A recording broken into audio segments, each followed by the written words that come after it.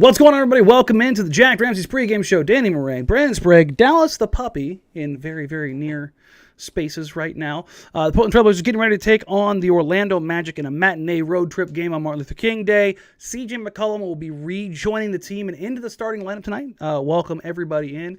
We love you. We need you. We need your support. Help us grow the channel. Like, rate, review, subscribe. Find us wherever you get podcasts. If you're watching here on YouTube live on the replay, or live or on the replay, I should say, please click the subscribe button. It's free. If you want to become a premium member, it's $2.99. You can be a part of the watch parties. You can be a part of the lottery, the drawings. Still trying to work on something for the tickets because nobody wants to go to a game. You know what? Maybe I'll see if I can get some more post-trade deadline tickets. Yeah. Maybe some folks will want to go watch some new guys or the young guys entirely, knowing kind of what's going on. So maybe we'll look at doing something like that. But in the meantime, Brandon, it's game 3 of a 6-game road trip. They are 1-1. Mm-hmm. A lot of people were very afraid that the Blazers are going to win too many games. CJ McCollum's coming back. Oh no, the sky is falling. They've made it from the 6th worst record to the 9th worst record in the NBA, Brandon. What say you? I think they need to play for that play-in situation. You know, I think they really need to take a loss from Golden State and Phoenix in round 1. And I think that's going to do wonders for them. You know what? That's awful ballsy of you to think that not only are they getting to the play-in, they would win the play-in tournament as a 9 or a 10 seed. Oh, this team is dumb. I mean, they could absolutely do that. And then they somehow win game 1 of round 1, and you go, oh my God, are they better than Phoenix and Golden State? Like they would be the organization to do that. But in seriousness, I told you this. This was my concern. Ant is good. And is really good. When a really good player that gives an F plays hard, he's going to steal a game or 2 or 3. And I think I can't believe the line is what it is. And I know we'll get to that, but I think they're going to wax the Magic today. Turns out 30-point-a-game guys are very valuable. Very valuable. And then you have CJ coming back. I have no reason to believe that he won't contribute 12 points or more. Like, they are going to F up what we all are kind of now going in on, and that's collect losses. They're going to start winning some of these games. I don't know if it's going to frustrate people, but man, it makes it interesting. In the moment, I think it will. But here's the situation. The Orlando Magic are 8-36. They are the worst team in the NBA. Nobody save Detroit is catching them. They are dog water. They are awful. And they got the 1 pick. Which is hilarious because their starting lineup is actually one of the better scoring starting lineups. Their plus minus between them and their bench is the biggest stark difference in the NBA. Yeah. But what's crazy is Trailblazers are 17-25, which means there's a 10-game swing between the Magic and the Blazers. However, for the 4th worst record in the NBA, the Blazers are only 2.5 games back. They don't need to be Orlando. They don't even need to be Detroit. Hell, they don't need to be Houston. They just need to be one of OKC, Indiana, New Orleans. New Orleans has beat this team. San Antonio, Sacramento. Yep. That's when the starters were healthy. Well, by the way, side note of the Blazers, how unfair is it for Orlando that they are going to be the worst team by a mile, and they're going to have the same odds as Detroit and Houston, who might end up doubling them up in wins. Like, I kind of like that process. They flattened it out, man. Yeah, you feel a little bad for Orlando because I don't think they were trying to do this. No, Isaac had the early season injury. They've had a ton. I think they've had more games missed than anybody in the league. At one point in time, they had like 16 players out. Yeah. It was just bonkers. Like, they were fielding nothing but 10-day guys. Right. And the late news, former Trailblazers assistant coach Nate Tibbetts, along with Jamal Mosley, the Magic coach, both into health and safety protocols prior to the game tipping off today. So they're just running rampant through there. Sounds like Florida. Yeah, we'll get to the Portland's own Florida boys, Nassir Little and Anfernee Simons. Yeah, and I'm sure they've got some folks at the arena tonight. I would willing. Ant from nearby Altamonte Springs. Nassir played a ton in Orlando. If you remember, we had him on the podcast. We talked about being driven up to Orlando and how both these guys have played at the Amway Center now. I keep losing track of arena names. But all I have to say is, we'll get to the Blazers stuff here real quick. I actually do want to talk a little bit about the Magic, as weird as that is to say, because there's some things going on in Orlando. Like, if you haven't watched this team, which unless you're like me, you're a masochist, and you're watching the Orlando Magic, Cole Anthony is having a very good season. Yes, he is. He's struggling a little bit from the field, but scoring very well, putting up nice box score numbers. Franz Wagner, who you and I talked about coming into the season, is kind of a dark horse candidate for Rookie of the Year. Ant has been on fire in January, really for the last 2 months. Wagner, and this is what typically happens with rookies. You maybe get a guy that comes out of the gate and you're like, holy crap. Mm-hmm. But usually around like December, January, number one, they get tired. Number two, the game starts to kind of like, oh, that's how the NBA works. And you'll see sparks from those late game or late season games where like young guys are growing. And that's what you're seeing right now. Yeah. Cole Anthony, finally healthy, playing well. Wagner playing really well. Wendell Carter Jr. playing really well. Terrence Ross not playing well. Jalen Suggs still not playing well. No. He hasn't figured out. Carter's out though, right? Let me pull up the most recent because I think they changed some things around from even this afternoon. And by the way, Wagner, I think, has made an impression on people already. Like, yeah, he looks like a real player. Yeah, they look at him and they say, that's a dude that's going to stick on a roster.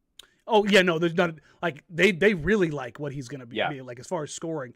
This is from earlier today. Magic, Wendell Carter Jr., Michael Carter Williams, Markelle Fultz, Jonathan Isaac, and Etuan Marr are all out. Yeah. I saw somebody in the chat say Bamba's not starting. Why would Bamba not start? Doesn't Rolo come off the bench? That would be a little interesting if Bamba didn't start with Wendell out. I honestly, I would be a little surprised to see that. But again, I mean, we check Twitter and see if there's been anything that has popped up real quick. I don't see anything. I think he's starting. I mean, maybe that listener is seeing something that we're not finding yet, but I thought he was starting. Yeah, I definitely didn't have it any other way yet. It could change.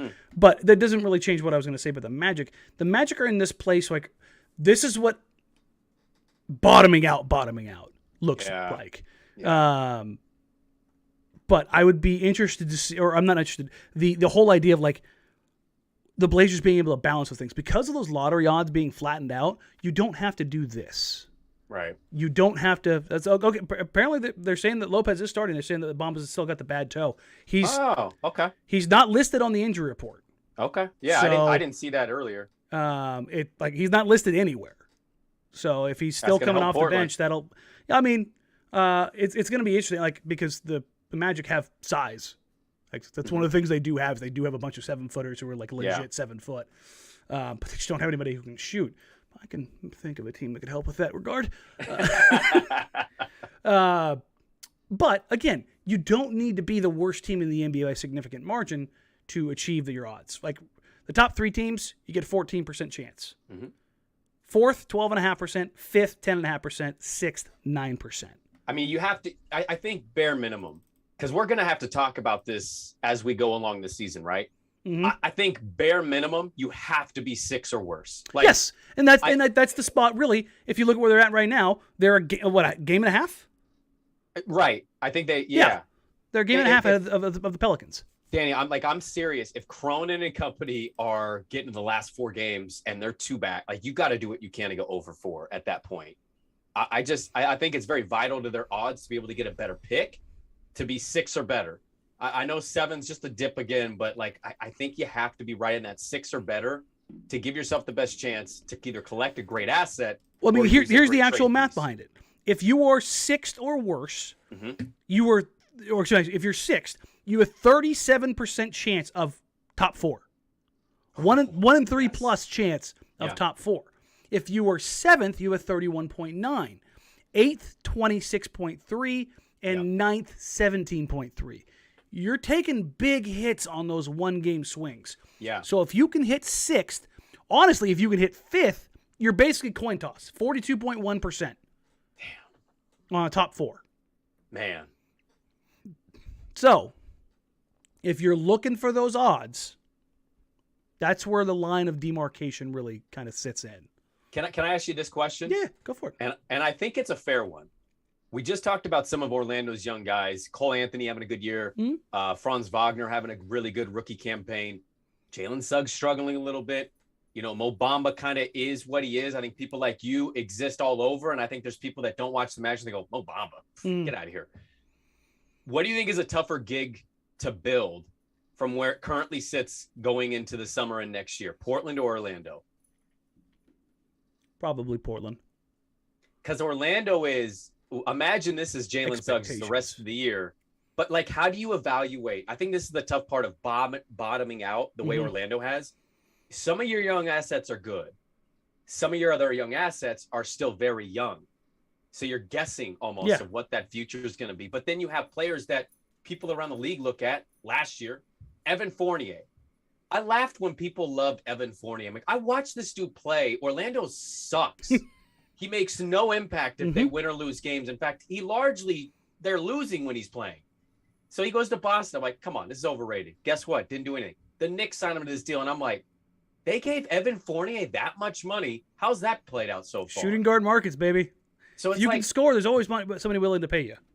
I know, but like it's got to be a difficult task to evaluate what Orlando is with their young players and how you go about building. Because if you get the top 1 or 2 pick, you assume they go what? Smith and Banchero, but did those guys get in the way of development? Like I just think it's difficult. Yeah, they still don't know what they're doing. That's the thing. Like they don't know who's really like the guy. Like Cole Anthony, I really like him. But is he a guy? Yeah, is he a guy or is he the guy? Like there's like, and I don't think they have the guy. Like Jonathan Isaac, when he's healthy, is a very, very good player. Yeah. Defensive Player of the Year candidate kind of guy with elite size, mobility, athleticism, can knock down shots, can create off the bounce, like a problem. But he can't stay healthy. That's his problem. But you look at like this team and like Fultz giving him all that money. It's like, why? Because he had one bounce back. And he's still not really showing. But that's kind of like where they are as a franchise and as a team. And it's kind of like, this doesn't make a ton of sense with this team. And that's kind of like really been the Magic in a nutshell. Like that doesn't make sense. They just feel like, I feel like they're drafting good players. But there's something with that organization, Danny, that it feels like some of these players should be a little better than they are. And so it's like, it's a developmental problem. It is. And I think you see that with the revolving door of coach. Yeah. You know what I mean? And front office comes in and changes. I just think it's tough. And when you get stuck in this cycle, that's why, people that argue about tanking versus competing, man, I want to compete more than I want to tank, but you can get stuck in this Orlando situation quick. Like for all the people that are like, maybe trade Dame. I mean, you could do that, but be careful because you don't know you're ever going to get another Dame type talent. And then here you go, boom, you're in the toilet bowl of Orlando.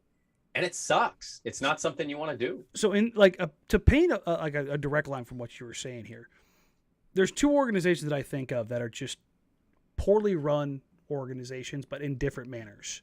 Yeah. The Kings just make shitty choices regularly. Yeah. Endlessly. Yeah. And it's just like, my God. Yeah. But how many players have you taken out of the Kings and like they've gotten better? Ooh. Top of my head, I'm blanking on this. Okay. They just make bad decisions. Yeah. Okay. How many players have come out of Orlando and gotten better? That list gets a little bit longer real quick. Yeah. I think that's fair. They make good choices. They're bad at development. Great talent evaluators, bad developers of said talent. Yes. Whereas Sacramento's probably a combination of both. Yeah. Yes. Which is just awful. Awful stuff. I mean, Bagley, say what you want, right? Like Bagley was the bad pick of those 3 picks, right? And it wasn't even close. And I think everybody kind of thought that in the moment too. And you're like, you see the reports of Vlade was best friends with Luka's dad, and he still didn't effing take Luka. And then you also see, by the way, we talk about Bagley, they drafted Thomas Robinson ahead of Dame. Ahead of Damian. And let's not forget, they promised CJ McCollum and didn't take him. Again, bad decisions. And I'm not spending all this time on Sacramento and Orlando for the hell of it. I want to kind of set this picture in this table for like, when we talk about the Blazers and their version of tanking, it's very, very, very different. Norm is still out, and Ellaby is also out for confirmation for those who were wondering and asking. Oh, Ellaby's out? Damn. Okay. Well, they swapped CJs. Yeah, they did. So, excuse me. I think the thing that I'm kind of getting at here is just, Portland is in a spot that's not fun for you, me, and everybody else. Like, we want to see this team be good. I want them to be a top 6-5-4 team in the West and maybe have a decent chance to be a sleeper. But I think the difference is it sucks that they're losing, but they're losing for a very good reason right now. They're losing for an asset that they don't want to lose that could either help them in player acquisition or in a trade. Orlando and Sacramento, if you're a fan of those teams, ask yourself this. What are you excited for next year today? Your answer is probably year 2 of Suggs, Cole Anthony again. Sacramento's like, maybe De'Aaron Fox getting out of his slump. Halliburton takes it's a particular kind of hell. Portland is like, oh, we have Damian Lillard coming back, and he's going to be 100% healthy, and we're probably signing a 22-year-old kid who's averaging damn near 30 points. That's a big difference. I want people to realize that should put your mindset in a different place than a lot of these other bad teams that Portland currently sits with. Yes, and that's the whole illustration of where I wanted to go with this, which is this. Please don't murder a dog on the live podcast. Please don't do that. I don't think it's good for the brand. You want to go give the dog another treat? You know what? I'm going to. You hold me here for 30 seconds. Otherwise, she's going to keep going. Yeah, no. Danny loves this dog, side note. And as we get ready for every pod, when his wife is gone, this dog, as soon as that ring light goes on, the dog just waltzes in and starts yapping. I know he loves this dog, but he has so many moments where he just like wants to explode. And the best option we figured out, reward a barking dog. It's the worst possible thing I think we all know you can do. But in this situation, he kind of has to reward the dog, give it a treat and say, please be quiet. Please be quiet. So I'm sure he'll be back here in a second, but yeah. Okay. The dog won. Yeah. Yeah, I lost the battle. Yep. I was just saying the dog won. She does. She wins all the time. Look at how cute she is with these giant ears. You see, look at it. She just knows. Don't all dogs end up winning at the end of the day? Like, yeah. Do you let your dog lick your face? No. Well, I let it lick like the cheek. I'm super anti-mouth. I don't like it when you get it's one of those. Turn Your Bull says, can you see our chats, Brandon? Brandon can if he pulls up the YouTube chat, but it's behind about 30 seconds. It's me monitoring it. So. And that would feel really weird, me looking at, you know what I mean? Like both situations. Oh, you mean like what I do all show long? Lunatic. Let's kind of get back to the Portland side of things. I do want to address, obviously, the big news, realistically, is there we go. CJ McCollum rejoining the team. What the hell does this mean for the Blazers, Brandon? I mean, it's again, this goes against what we're saying. I think it gives you better chances of winning some of these games where if he wasn't, you'd have better odds of maybe losing them. But I'm excited. I'll take today. They were going to beat Orlando with or without CJ for me. I want to see CJ go have a good game. I've talked about all the like it, love it, leave it. That is kind of my all-encompassing thing for the Blazers. I want to see CJ have a good game. I think he's a guy he's been out a long time, man. He just had the birth of his son. If anybody's burned out and needs a little bit of just like basketball love, the guy who had a collapsed lung and just had a baby is probably like, whoo, I could use a good night. Yeah, I mean, I just want to see him get out there and get a few buckets, make himself feel good of everything he's gone through and what the last 48 hours probably been for him. Yeah, I'd imagine. I mean, it's a bit of a whirlwind. It gets, obviously the birth of his son, JJ McCollum, and then you've got a day and a half, 2 days with your wife and your new kid. Yeah, and then you hop on a plane to Orlando and you got to go play basketball kind of early in the day after not playing competitive basketball for 6 weeks. God, that's been a minute since we've seen. It's a lot. December 7th, so 5 weeks. It's a lot, man. Yeah. What do you expect to see from CJ McCollum tonight? Because for me, I'm very, very, very interested to see how, where, when, why they use him. Well, do we have the lineup out first of all? It is not official, but Ant CJ is the backcourt. Okay, I like that. I like that they're And going with to Norm out, I would imagine it's Ant, CJ, Nas, Cov, and Nurk. Which, you know what? That's not a bad little lineup, and I think that's something to get excited to watch. Mm-hmm. Again, I thought they were going to beat Orlando without CJ. You add CJ to it. What to expect from CJ? I mean, I expect a little rust. You know what I mean? And I think being in shape at the practice facility is going to be much different than, obviously, game shape, so that'll take a minute. But I'm expecting 10 to 15 points. Interesting enough, Brennan says in the chat, CJ's over-under is listed at 15.5 for points. Great. I mean, if he hits over 15, I would be ecstatic with that, because that would tell me that he was a little more ready to play than maybe we had thought a week or so ago. Yeah, and I think it'd just be kind of nice, rewarding for kind of both parties, both the Blazers and for CJ. Mm-hmm. I would imagine that CJ's been kind of informed as far as to what could potentially be coming. And I can't imagine getting traded mere days or weeks after the birth of your first child is an easy thing to kind of deal with. That's probably not going to be fun. No, it's not. I would imagine that he has to probably go and, wife and kids stay home.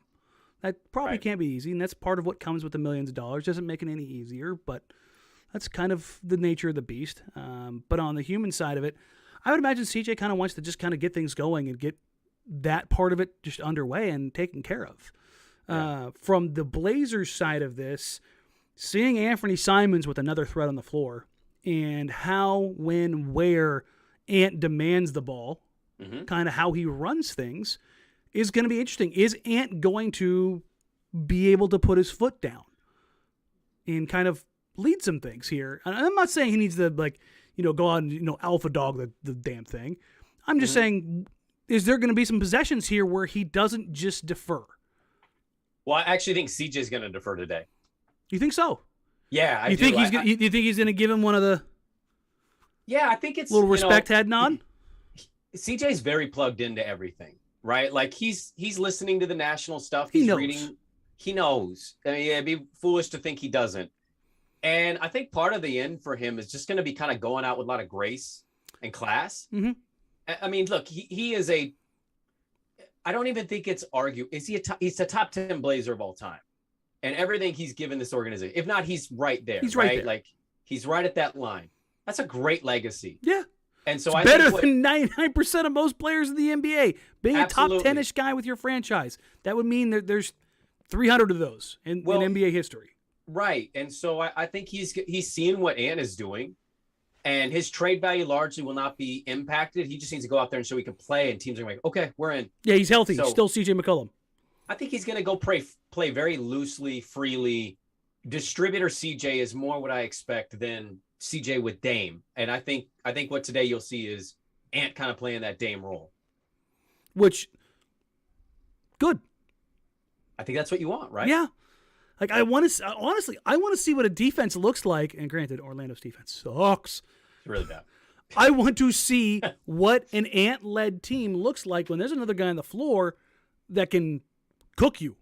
A borderline all-star player. Yeah, what does the floor balance look like? What does a defensive scheme look like when you've got another dude on the floor? That's what I'm really interested to see is, like, what do those driving lanes look like? How does that pick-and-roll coverage look like? How aggressive do they get when giving the ball up isn't going to Ben McLemore, and no shade to Ben McLemore. Mac is a bucket as far as catch and shoot threes, but CJ will cook your ass if you go 4-on-3. That's kind of what he made his literal millions doing was, oh, you want to trap Damian Lillard? My turn to take on a mismatch, and I'm gonna cook you. This is another player. They have three of these dudes of I can give you 20 and a quarter, and he's very capable of doing that. We've seen it before, and I'm glad that you're highlighting this. This is something I think we talked about a few games ago of when CJ comes back, how Ant looks. What's that look like? Because he's going to have to be used to that, right? If he's going to be here for the foreseeable future, that's just a role he's going to have to get comfortable in. And so I think it's pretty valuable for his development. Yeah, this is kind of like the next step that you really, I think you want to see what comes out of that. Right. Brandon, I can't believe it happened. Or what? That it didn't happen, I should say. Did I grab the right one? I swear I did. There we go, I did. What is it? I don't have my little party poppers. The Blazers are favored in a game. Hey, Or jacked up late tonight. The Blazers are favored by 2.5 whole points. Actually, that's not a whole point. That's 2.5 points. So yeah, two whole points and a half. Yes. Straight up there, minus 135, which still not great. Over under, Senor Sprague, 219. Yeah, I'm gonna take the over easily here. Let's keep winning money. Let's keep winning money. And give me them 2.5. I think they're gonna win this game. I would actually play. And the last time I said this, I couldn't have been more wrong. I'm gonna play the alternative spread game here. If I can get Portland at like 8 to 10, I'm assuming there's gonna be plus odds with that. I'm gonna play the alternative spread tonight. I think Portland's right in that wheelhouse against Orlando. I mean, they should. They took care of business, obviously, against the Wizards pretty easily. But that Wizards team is going out and punking Philadelphia. This has been a weird day of basketball, that's for sure. It's a very early tip time. These are weird tip times for these dudes. Yeah. Eduardo says, I took the over at 215. Listen, if you got 215 for this game, good for you. That is great job. What do we call that, Brandon? Free money. Free money. Obviously, the 215 against the Wizards was free and clear very easily. Yes, it was. Adam says under all day. Interesting. Wow. Orlando plays worse defense than Portland. Yeah, and it's not like Orlando is like they've got guys who can score. Like Cole Anthony and Wagner can both score. Gary Harris has been scoring. Yeah. They don't have a ton of them, but then you have to factor in the Blazers defense. And anybody can score against this. Yeah. Question, Danny and Sprague, can they trade a pick that isn't conveyed? If you're talking about this year, they can because of the protections. So they will get their pick this year if it is inside the lottery, because it is lottery protected. But then that moves the protections. Because I believe the pick protections on the Chicago pick are until 2028, which is kind of obscene. Quick question. Can I ask you a quick question about the draft stuff? I'm assuming you saw the Miles Turner report. Oh yeah, no, I had Pacers people telling me immediately. Young player in 2 firsts. What do we call that, Brandon? We call it the Aaron Gordon special. Is that worth it? No. It's 2 firsts or a young player and a first. That's the exact same. So the young ass. Okay. I was mixing them together. A young player and 2 firsts, and I was kind of like Jackson Hayes in a first. If that's what you need to do, please go do it. Marvin Bagley in a first. When is the damn domino going to start? When does Portland say, and we're off? Honestly, as far as that stuff goes, I genuinely believe that they are going to get home from this road trip, and they are home for 2 days, and they're going to try and do guys a solid. And if they're going to move anybody before the deadline, I think they're going to do it before they go back on that 4-game trip because, Well, then that would mean that Cronin is negotiating right now with the team, because if you want to time that well to do it out of respect, you'd be doing this right now, and then it leaks in like 2 days, 3 days. I mean, let's take a look. If you look at how the schedule lays out. Well, I guess it'd be a little longer than 3, but still. And again, this is just me, here, let me do this appropriately. Dog got a hold of it a little bit the other day. Opened it up. I gotta refoil. Oh, dude, my tinfoil hat is gone from the moving situation. No, yet somebody was like, "What is this ball of foil on the ground?"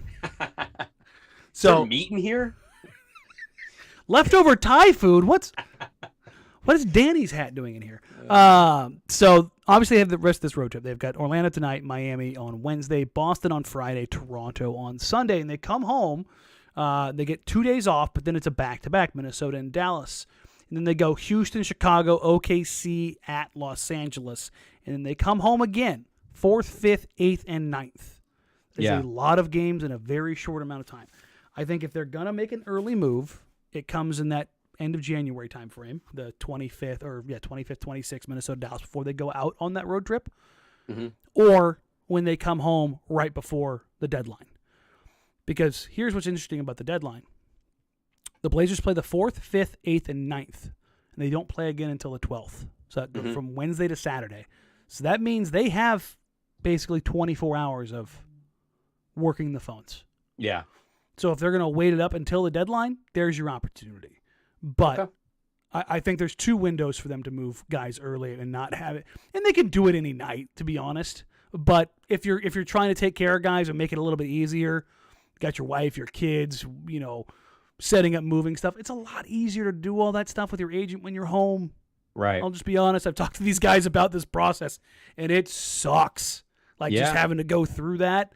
And so they try to make it a little bit easier. We'll get out of here on a couple quick notes. Anfernee Simons was nominated for the Player of the Week and fell short again. He's going for Player of the Month, though. He is. Realistically, if he keeps this up, he will get a Player of the Month award. Yeah, I mean, if this is going to be his average, you're going to be hard-pressed to find somebody with better numbers than this. 27 and 8, I believe, is what he is averaging. On what are his shooting splits? 51, 46, 91. 50, 40, 90. Yeah, so he's 50, 40, 90 on high volume, Man. and the Blazers are winning those games, weirdly enough. But, yeah, Ant's doing big things. If he keeps this up, he will be up there in that conversation, which is nuts. It's nuts to go from not really having a defined role that was consistent to Player of the Week, Player of the Month type stuff, because he's been put in a position to be really successful. Yeah. So successful, yes. Yes. And I've seen some stuff from folks, fans around, who don't tend to believe that Anfernee Simons is going to make more than Norman Powell or Gary Trent Jr. Let me go ahead and channel this real quick. You're wrong. Yeah, what was who's the dude set to get 4 for 80? Jalen Brunson, who's having a good season. And is better than Jalen Brunson. Yes, he's 3 years younger and significantly better shooter and shot creator. Like, Jalen Brunson gives you rim pressure, which is great. Awesome. Right. It's a good thing to have. It's hard to find right now. Anfernee Simons is more. So Noah says we're going to have to pay him $25 million a year. I don't know if it's going to get that high. I don't know if it's... 25 is too steep, man. I think that's a big number. You have to have 21, 22. I think it caps out at 22 right now. Yeah. It's really interesting. And again, Jordan Johnson asks, most improved player for Ant. That's a really interesting question. I think Ja has wrapped that award up because he's quite literally an MVP candidate. Well, DeMar probably deserves some heavy consideration. Yes, as so does Miles Bridges. Miles Bridges is a good one. There's a couple guys that are running away at the top end with this award. But I will say this. He's not going to win it. He'll be in that running, though. He could. Like, remember when we talked about this before the season? I was like, I could see Anfernee Simons getting like legit most improved 6th man of the year awards and finish like somewhere between 4th and 6th. Well, he start too many games, and I think that's the problem. 6th man one, I think, is out the window. But the most improved, if he averages 25 and 5 for the next 40 games, where basically his season average goes from 14 a game to 20 a game, then yes, you were talking about a no BS. They may look at Ja and go, that's an MVP candidate. He's not most improved. You know what I mean? Like, or they reward him because they know he's not winning the MVP. That's you know what I mean? I was literally just going to say the flip side of that. Yeah. Andrew Baird said, is there a price that the Blazers tap out at on Ant? Well, I mean, I don't think – I think for this, what's fair is maxing at 22, because then the first 2 years of that deal, if that's the production, then you get on to the next contract, which is going to pay him a shitload of money. Yeah. And if Ant turns out to be or not a dude, but the dude, he'll get paid. And his next contract will be up when he's 26 in his prime. There will be people lining up to pay him just truckloads of money. I am very, very happy to see him do this well, and it'll be very, very cool to see when that big offer sheet comes down. For a guy I saw some people say, even as late as this year, had zero trade value, and the Blazers should move off from. Yeah. That was a real opinion? Oh, yeah. Yeah, from more than a few people, and it still baffles me, and it's just... Yikes. Yeah, people say things. They say the damnedest things, Brandon, let me tell you. All right, we will have you guys covered for the post-game show. We do have the watch party up. I will post the link here in just a few minutes. What time are we at right now? Actually, I'll probably post it here in just a few minutes because we'll probably have the stream set up here in just a second. But yeah, and we'll take some more questions in there. We have Jimmy Hudson on the 23rd for the post-game show, and then we will do the mailbag pod tomorrow. So those of you who were wondering about it, we just pushed it out. Brandon, like he said, is in the middle of selling his house. It is pure hell. The last thing I wanted to do was try to add something else to his weekend on an NFL wildcard weekend that I know he has to cover. Fuck, I know. I was like, well, this could be a great day today. Don't get me wrong. It's fun to watch football. It's not fun to watch football when you have to, and it takes up your entire day. Hey, you need to sign this document. I thought I did that already. No, this is another one. Great. Send it on over. Shout out Mark Coker, listener to the show, who is in Orlando right now, and it looks to be very empty. I was going to say, isn't Orlando one of those? I feel like I heard this from Rice back in the day. It's a transient town, so nobody really cares. Isn't it like a sneaky good Blazer stop? Because they suck. Like yeah, so and you've got a lot of snowbirds that head down there. Yeah. There and actually DC. Yeah, DC is like one of those too. Particularly when Sergio and Rudy were here, because they have a huge Spanish contingent, like the embassy and stuff like that in DC that came out and supported those guys. They loved them. It was awesome to see those guys show out. Yes, we will take all of the Cowboys shade here because neither one of us are Cowboys fans, so that's perfectly great. Brandon's team won, obviously as a Niners guy. My Raiders lost on very stupid things, but neither here nor there. We appreciate y'all. We love you. We will catch you for the... Can't believe that touchdown counted. God. We'll catch you guys for the live watch party if you're part of the community, and we'll catch you for the postgame show. So y'all take a wonderful, wonderful, wonderful night.